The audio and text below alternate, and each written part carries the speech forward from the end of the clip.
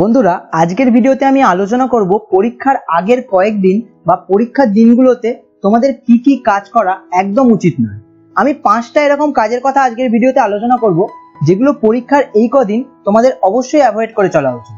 সবকটা কাজই পরীক্ষার সময় করা খুব ক্ষতিকর, কিন্তু 5 নম্বর কাজটা সবচেয়ে ক্ষতিকর।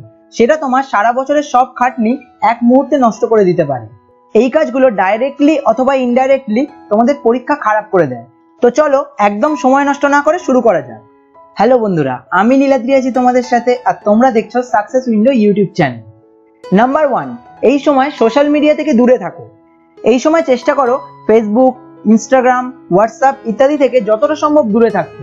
সোশ্যাল মিডিয়া কিন্তু এক প্রকার অ্যাডিকশন, যা তোমার প্রচুর সময় নষ্ট করে দিতে পারে।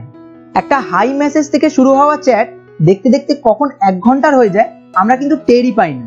আর একবার ফেসবুক টাইমলাইন স্ক্রল করতে শুরু করলে তোমরা কিন্তু নিজেরাই জানো তার কোনো শেষ নেই। আর অনেকটা সময় নষ্ট করার পর যখন তোমার খেয়াল পড়ে, তখন টেনশন হতে শুরু করে যে কতটা সময় নষ্ট করে ফেললাম, আর তুমি আলটিমেটলি একটা ট্র্যাপে পড়ে যাও। তো এই সময় নিজেকে একটু কন্ট্রোলে রাখো, আর পারলে মোবাইল থেকেই দূরে থাকো। নাম্বার 2, এই সময় নতুন কোনো বই পড়া অ্যাভয়েড করো। অনেক সময় কি হয়, তুমি সারা বছর একজন লেখকের বই পড়ে প্রিপারেশন নিয়েছো, কিন্তু পরীক্ষার কয়েকদিন আগে বা আগের দিন তোমার কোনো বন্ধু তোমাকে বললো, ভাই এই লেখকের বইটা না খুব ভালো, এইটা থেকে কিন্তু পড়তে পারিস। ব্যাস, তুমিও সব ছেড়ে নতুন একটা বই পড়তে শুরু করে দিলে। এতে কিন্তু লাভের থেকে ক্ষতি বেশি হয়, আবার নতুন করে তোমাকে সব শুরু করতে হয়। তাই সারা বছর যে বই পড়েছো সেই বইতেই বিশ্বাস রাখা ভালো, বরং সেই বইকেই ভালো করে রিভাইজ করলে বেশি নাম্বার পাওয়ার চান্স থাকবে।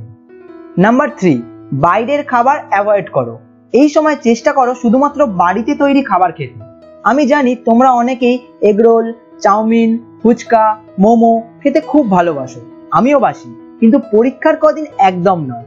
কোনো কারণে যদি বাইরের খাবার খেয়ে তোমার শরীর খারাপ হয়ে যায়, পুরো পরীক্ষাটাই মাটি হয়ে যেতে পারে। কিন্তু তখন ডক্টর দেখাতে ছুটবে নাকি পড়া রিভাইজ করবে? তাই এই সময় একটু নিজেকে কন্ট্রোল করে রেখো, আর বাড়ির খাবার খেও। এতে তোমার বাড়ির লোকেরও ভালো লাগবে আর তোমারও টেনশন থাকবে না। নাম্বার 4, আনপ্রোডাক্টিভ অ্যাক্টিভিটি অ্যাভয়েড করো। এই সময় যে যে কাজগুলো করতে গেলে তোমার মনে হয় অনেকটা টাইম ওয়েস্ট হতে পারে, সেগুলো একদম অ্যাভয়েড করা উচিত। যার মধ্যে সবচেয়ে ইম্পর্টেন্ট, গার্লফ্রেন্ড বা বয়ফ্রেন্ডের সাথে ঝগড়া। দেখো, প্রেম করলে ঝগড়া হবেই, কিন্তু এই সময় একদম ঝগড়া নয়। 1 ঘন্টার ঝগড়া তোমার পুরো মাইন্ডকেই বিগড়ে দিতে পারে। তুমি কিন্তু কিছুতেই ঝগড়ার পরে পড়াশোনায় কনসেন্ট্রেট করতে পারবে না।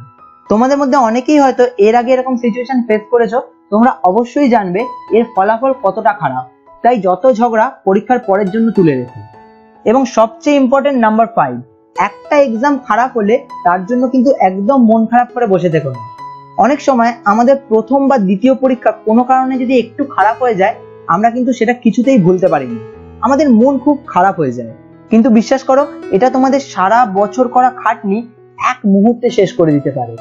একটা পরীক্ষা খারাপ হলে যখনই তোমরা মন খারাপ করে বসে থাকো, তখন তোমাদের মনে হয় সব শেষ হয়ে গেল, সবকটাই মনে হয় খারাপ হবে, আমি মনে হয় পাসই করতে পারবো না, সবাইকে মুখ দেখাবো কি করে। এইসব ভাবনা তোমাকে অন্য যে সাবজেক্টগুলো ভালো করে পড়া আছে সেগুলোও ভুলিয়ে দেবে। তাই যে পরীক্ষাটা হয়ে গেছে তার ব্যাপারে যা ভাবনা, সমস্ত পরীক্ষা শেষে ভাববে, পরীক্ষা চলাকালীন একদম নয়। আজকে আলোচনা করলাম পরীক্ষার আগের দিনগুলোয় তোমাদের কি কি কাজ করা একদম উচিত নয় সেই বিষয়ে। তোমরা যদি চাও পরীক্ষার আগের দিনগুলোয় কি কি কাজ করা উচিত তাই নিয়ে ভিডিও দেখতে, তাহলে কমেন্ট করে অবশ্যই জানাও। তোমাদের সবার পরীক্ষার জন্য থাকলো আমার পক্ষ থেকে অনেক শুভকামনা। ভিডিওটা ভালো লাগলে লাইক এবং একটা শেয়ার করে দিও, আর নিচের লাল সাবস্ক্রাইব বাটনটা কালো করে দিও। সবাই ভালো থেকো, দেখা হচ্ছে পরের ভিডিওতে। ধন্যবাদ।